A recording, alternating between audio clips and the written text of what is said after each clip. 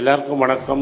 Neyveli book fair 19ஆம் தேதியிலேருந்து ஆரம்பிக்குது. நாங்கள் ஸ்டால் போட்டிருக்கோம். Stall number 163. எங்கே நடக்குது, என்ன டீட்டெயில்ஸுங்கிறதுக்கு கீழே லிங்கை கிளிக் பண்ணிங்கன்னா டீட்டெயில்ஸ் வரும். நெய்வேலியில் வந்து ஸ்டாலை பாருங்கள். நன்றி, வணக்கம்.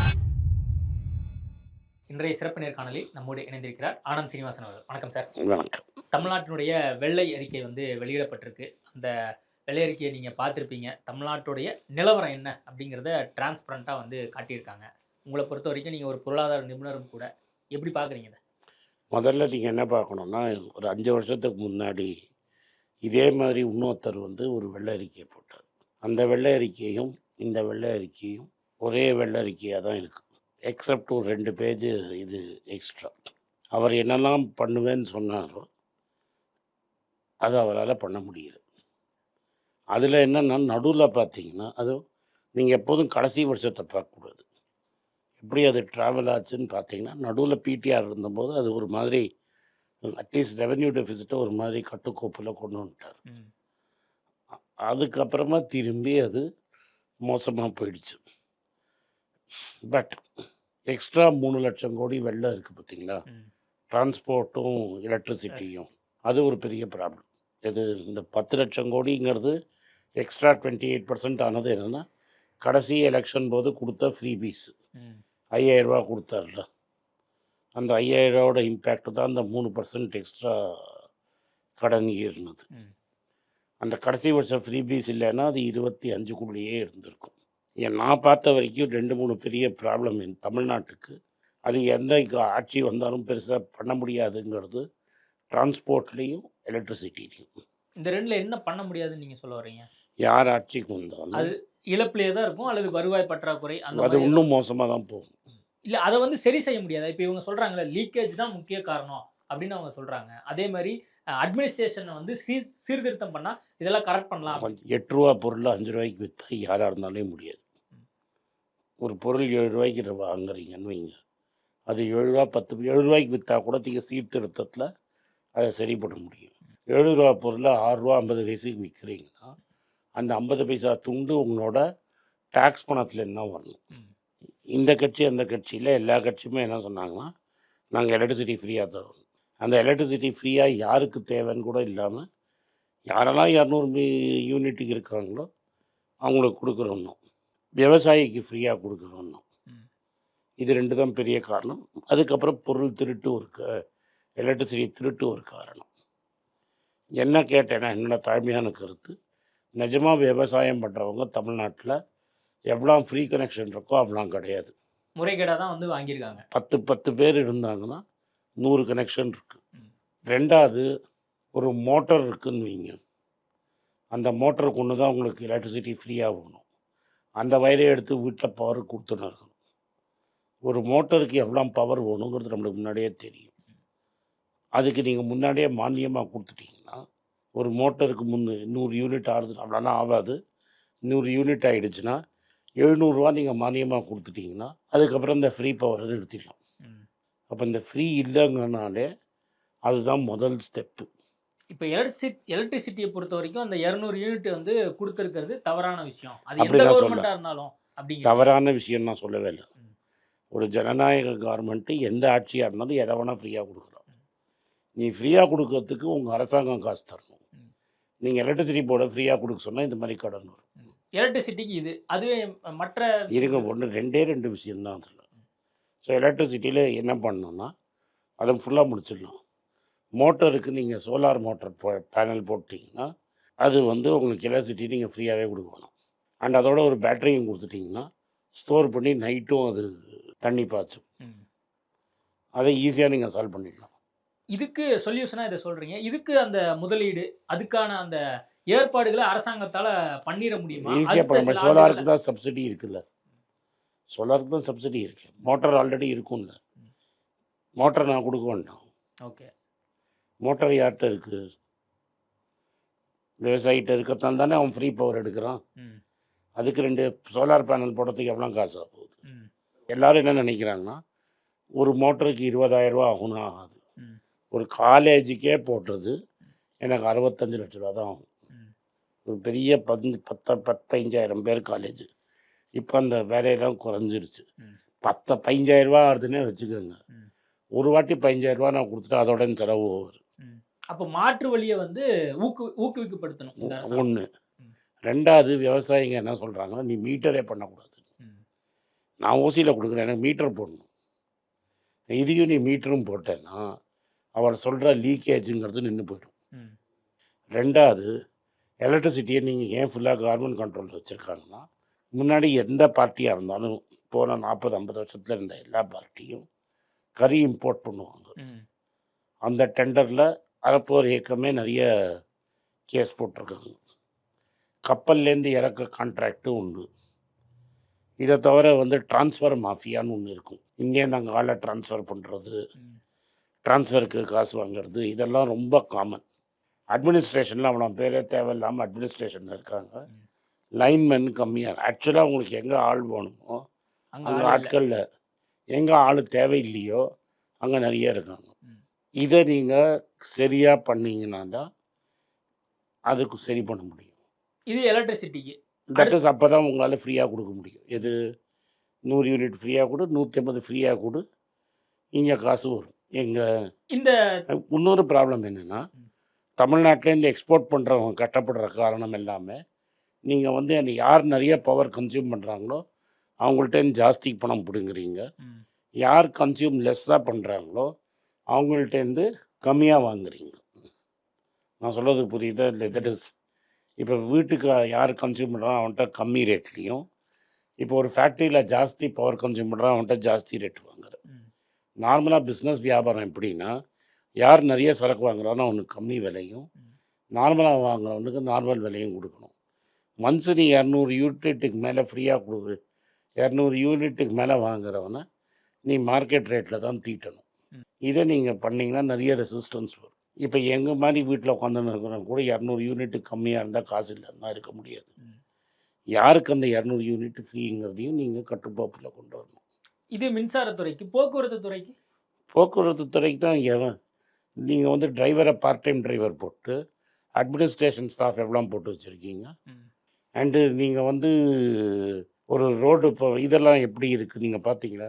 ஒரு ஏர்போர்ட்டுக்கு போகிறீங்க, ஏர்போர்ட் எப்படி இருக்குது? ம். மெட்ராஸ் ஏர்போர்ட் போயிருக்கீங்களா? இதுக்குள்ளே மோசமான ஏர்போர்ட் மெட்ராஸ் ஏர்போர்ட்டு. ம். அதில் எவ்வளோ அட்வர்டைஸ்மெண்ட் போடுறாங்க, ம். எவ்வளோ ரெவென்யூ வருது. ம். நீங்கள் விழுப்புரம் அந்த மாதிரி ஏதாவது ஒரு பஸ் ஸ்டேஷனுக்கு போனீங்கன்னா அது நாரும். ம். மனுஷன் அதுக்கு போகவே முடியாது. ஒரு ப்ராப்பரான பாத்ரூம் கூட கிடையாது. அதை நீங்கள் ப்ரைவேட் ஹேண்ட்ஸில் அது ஸ்பான்சர் பிடிச்சி அட்வர்டைஸ்மெண்ட் போட்டிங்கன்னா எவ்வளோ காசு வரும்? ம். அங்கே மானிட்டைஸ் பண்ணி இடத்த கரெக்டாக கான்ட்ராக்ட் விட்டு வாடகைக்கு விட்டு எல்லாம் ஒழுங்காக பரம்போக் பண்ணிங்கன்னா அதுலேருந்து எவ்வளோ ரெவென்யூ எடுக்கணும் நீங்கள்? பஸ்ஸில் கூட ஸ்லைடு போட்டு அதுலேயும் அட்வர்டைஸ்மெண்ட் மூலிமா சம்பாதிக்கலாம். நிறைய இருக்குது. பஸ்ஸையே நீங்கள் வந்து சும்மா 2 இடத்துல போடுறதுக்கு பதிலாக ம். பஸ்ஸோட ஃபுல் பஸ்ஸை நீங்கள் விற்றுலாமே. ம். உங்களுக்கு மக்களுக்கு ஃப்ரீ, லேடிஸுக்கு ஃப்ரீயாக கொடுக்கணும்னு ஆசை, ம். லேடிஸுக்கு ஃப்ரீயாக கொடுக்கணும்னு ஆசை. ம். கரெக்டாக? அப்போ நீங்கள் இன்னும் ரெவென்யூ ஜென்ரேட் பண்ணணும் இல்லையா? ம்.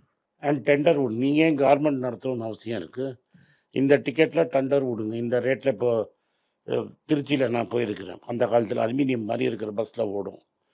பக்கத்து செக்டரில் ப்ரைவேட் செக்டர்லேயும் ஓடும். கொஞ்சம் டிக்கெட் அதே கவர்மெண்ட் சொல்கிற டிக்கெட்டில் தான் ரேட்டு ஓடும் அந்த பஸ்ஸில். ம். யாருக்கு வேணால் பஸ்ஸுக்கு கான்ட்ராக்ட் கொடுங்க. படித்த பையனுக்கு எவனாவது ஆட்டோமொபைல் பையன் பஸ் வாங்கிறதுக்கு கடன் கொடுத்து அவன் பஸ்ஸு வாங்கி அந்த ரேட்டு ஓட்டுறானா ஓட்டுங்க.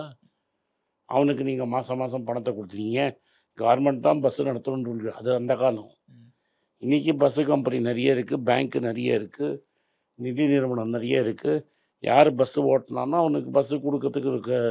யாராவது கான்ட்ராக்ட் எடுத்து அந்த ஏரியாவில் பஸ்ஸு ஓட்டுறானா ஓட்டட்டுமே. ம். நிறைய இப்போ அது வந்து ரேட் கான்ட்ராக்ட் கொடுக்காம லைசன்ஸை முடக்கி வச்சு ம். எவ்வளவோ குடும்பம் பஸ்ஸை வந்து பஸ் ரூட்டை 2 கோடி 3 கோடிக்கு விற்கிறாங்க. ஆட்டோ அந்த காலத்தில் ஆட்டோ ரூட்டு ஊட்டின மாதிரி இவ்வளோ ஆட்டோ விடலாம், இவ்வளோ ஆட்டோ விடக்கூடாதுன்னு மினி பஸ்ஸுக்கெல்லாம் ப்ரைவேட் கான்ட்ராக்ட் கொடுங்க. ம். இப்போ எலக்ட்ரிக் பஸ்ஸு கொண்டு வந்திருக்கீங்க. மெதுவாக எல்லா பஸ்ஸையும் சிட்டிக்குள்ளே இருக்கிற பஸ்ஸெல்லாம் எலக்ட்ரிக்காக மாற்றிடுங்க. ம். என்ன என்ன பெரிய காஸ்ட் நம்மளுக்கு? டீசல் தான் பெரிய காஸ்ட்டு. டீசல் பஸ் எலிமினேட் பண்ணுங்க. சென்ட்ரல் கவர்மெண்ட்டை போங்க, பேசுங்க. அவங்கள்ட்ட ஜேஎன்யூஆர்எம்னு பேரை மாற்றிருப்பான், ரெசர்வ் ஒர்க்கர்னு பேரை மாற்றிருப்பான். அந்த ஸ்கீம் இருக்குது, JN Nehru scheme, urban renewal மிஷன்னு. அதில் தான் பஸ்ஸெல்லாம் வாங்குறாங்க அவங்க. ம். எல்லா பஸ்ஸையும் நீங்கள் ஒரு ஃபேஸ்டு மேனர் போடுங்க. பாப்ப அந்த பஸ்ஸோட முன்னாடியே அந்த இதை டெண்டரில் பஸ் எடுக்கிறதுக்கு எடுத்தோடனே அந்த கம்பெனிகிட்ட 5 வருஷத்துக்கு அட்வான்ஸாக வாங்குங்க அட்வர்டைஸ்மெண்ட்டு. இப்போ டிவி ரைட்ஸை 10 வருஷத்துக்கு முன்னாடி விற்பேன், ஐபிஎல் ரைட்ஸை 10 வருஷம் விற்கிற மாதிரி அந்த பஸ்ஸோட 5 வருஷம் ரைட்ஸை விற்றுருங்க முன்னாடியே. ஸோ இதெல்லாம் ஆல்டர்னேட்டிவாக இந்த அரசாங்கம் வந்து கவனத்தில் கொள்ளணும் அப்படிங்கிற நான் உங்களுக்கு வழி இருக்கான்னா வழி இருக்குது. பண்ணுவாங்களா எனக்கு தெரியாது. நான் அமைச்சர் கிடையாது, நான் டிரான்ஸ்போர்ட் அமைச்சர் கிடையாது. சரி, இந்த 2 விஷயம் வந்து மிகப்பெரிய அளவில் வந்து இழப்பில் இருக்குது அப்படின்னு சொல்கிறீங்க. இது இல்லாமல் இது இல்லை. ஏன்னா அந்த 10 லட்சம் கோடி கடந்தையே சென்ட்ரல் கவர்மெண்ட் ப்ரெஷரில் ஒரு 2 லட்சம் கோடியை நம்ம இதுக்கு மாற்றினோம் ஜெயலலிதா டைமில்.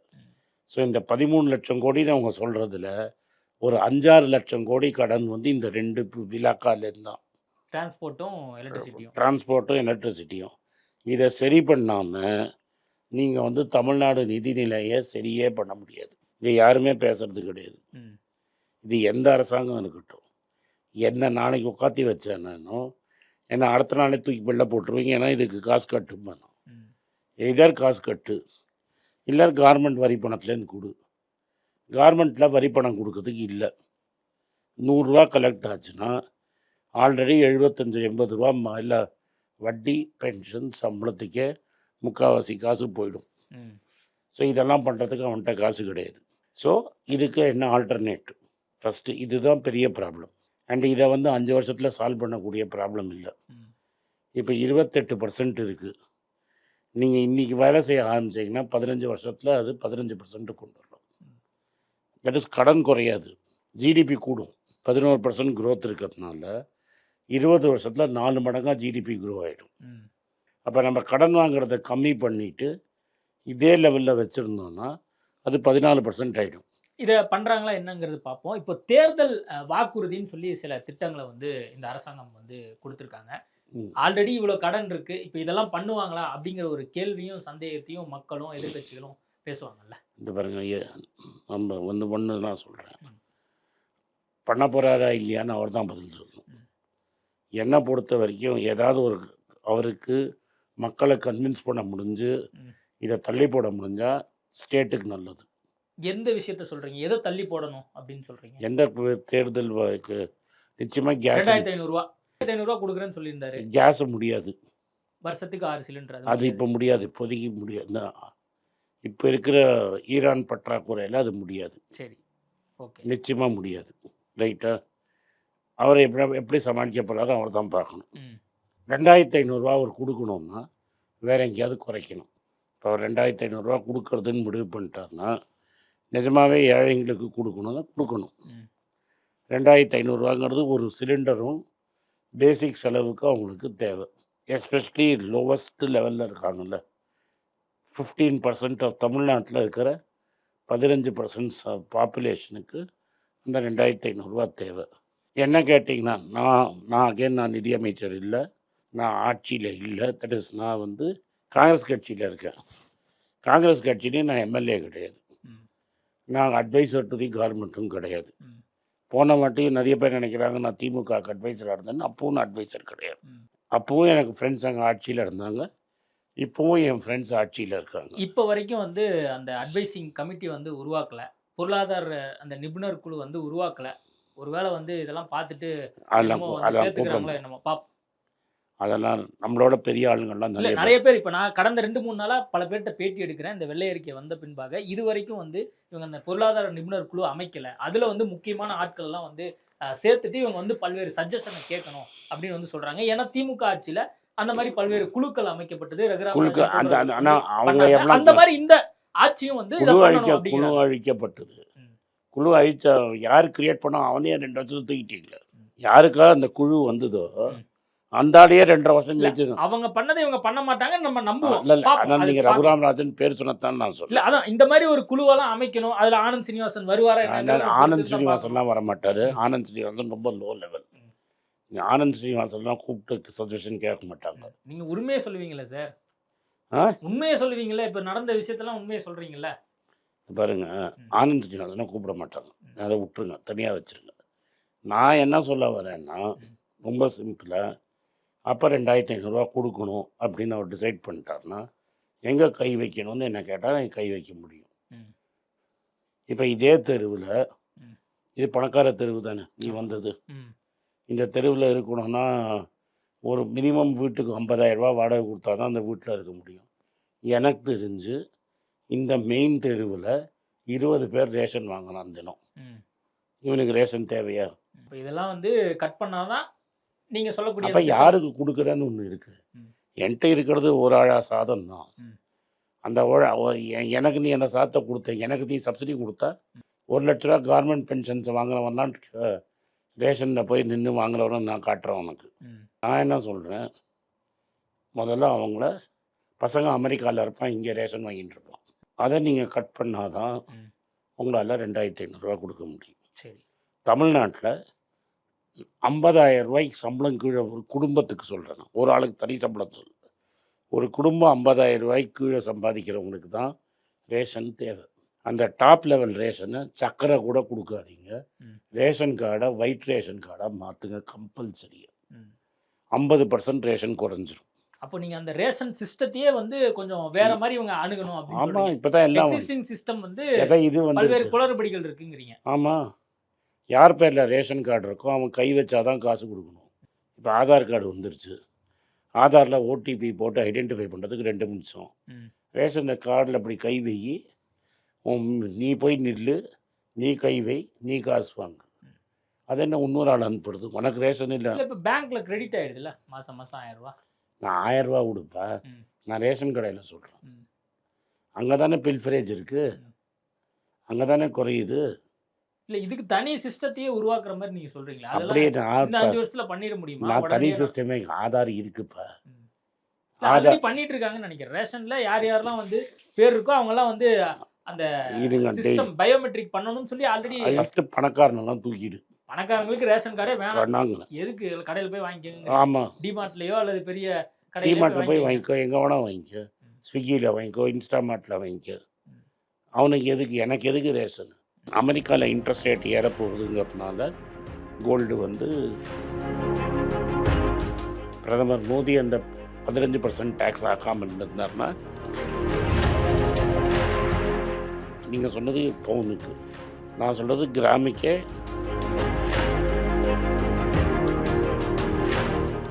இல்லை. அதே சமயத்தில் வெள்ளம் குறைஞ்சு அமெரிக்கன் எக்கானமியே படுத்துருச்சுன்னா தங்கம்.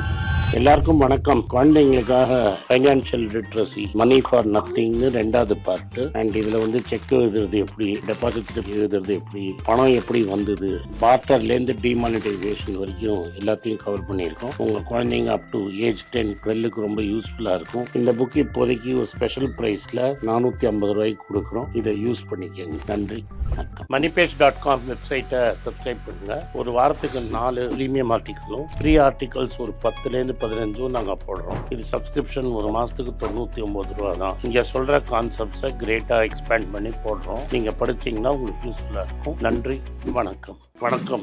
குழந்தைங்களுக்காக ஒரு புஸ்தகம் லான்ச் பண்ணோம். அது ரொம்ப சக்ஸஸ்ஃபுல்லாக இருக்குது. யாருக்கெல்லாம் அந்த புஸ்தகம் போகணுமோ எங்கள் டீமுக்கு கான்டாக்ட் பண்ணுங்கள். கீழே இருக்கிற நம்பர்லேயும் வெப்சைட்லேயும் கான்டாக்ட் பண்ணிங்கன்னா உங்களுக்கு அந்த புஸ்தகத்தை நீங்கள் வாங்கிக்கலாம். மற்ற எங்கள் புஸ்தகமும் அவைலபிள். எங்கள் வெப்சைட் மூலமாகவும் வாங்கலாம். கீழே இருக்கிற வாட்ஸ்அப் நம்பர்லேயும் மெசேஜ் அனுப்பலாம். நன்றி, வணக்கம்.